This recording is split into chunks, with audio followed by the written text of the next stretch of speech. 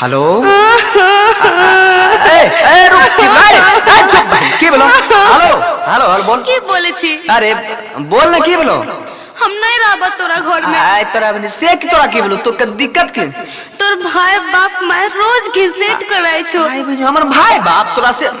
तू कुछ नहीं ओकरा बोले छी तो कोरिया भड़वा हमरा पर ध्यान नहीं दै छी रे ए जो अरे आवेल पड़ते की तो जल्दी आओ ना भैया बोला के चल जाइबा लहरा है नहीं रुका बहन जो हम काहे ला रही रुका साथे की होय छ तो सुन हम बतवै छी अभी आप सुन रहे बीसी म्यूजिक की प्रस्तुति म्यूजिक बाय शिव मनमोहन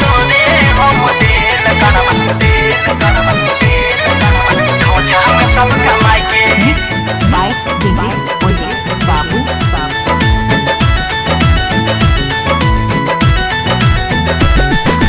मैया तोहर रोजगारी दै छो मैया तोहर रोजगारी दै छो बाप बोले छो गरमाई के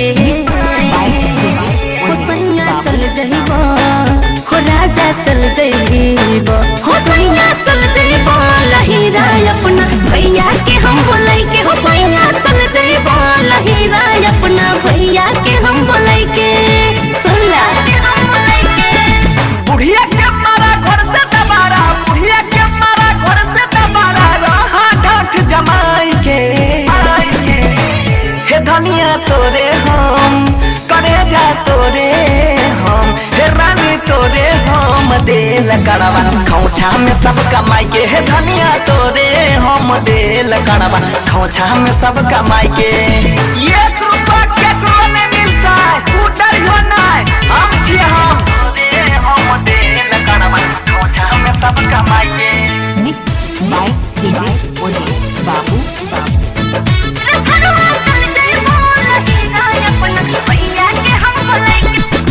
उल्हन दै छ बड़की गोतनिया दिल तना कुछो बाप हो ओकरो लगे छ दिन खराब भ गेल की अलगे होई के खाना बनैब कह दिलिया साफ साफ हो किए ना करे सो तनी भावर साफ जब तक हम नहीं धनिया रही हा चुपे चाप है सब कुछ देख लेबे हम जतना दिक्कत दै छ तोरा पड़तै ओकरो बाप है बस एक एक भगवान पर आस रखा सहब न के करो बोले सुनो सहब न के करो बोले सुनो मरबा आग लगाई के हुसैया चल जइबो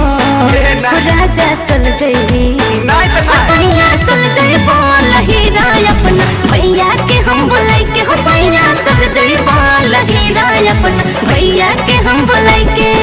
एको पल नहीं रह तू चल जो त हमू नहीं खोरेबो धनिया तोरे हम देल करवा खौछा में सब कमाई के बाय डीजे ओजे बाबू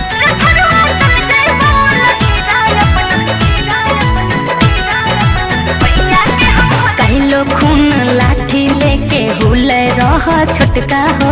बेटी चोट के दिन खराब से लगता है वो भैंसुर होई के गारी पट पट दिल का खूब मुटका हो वो पति तो बास तोरा के काम होई लगमे ले चिंता ने करी हा सोचने छियै इहे महीना में अइबै हे आप हमरा सहल ले जेतवा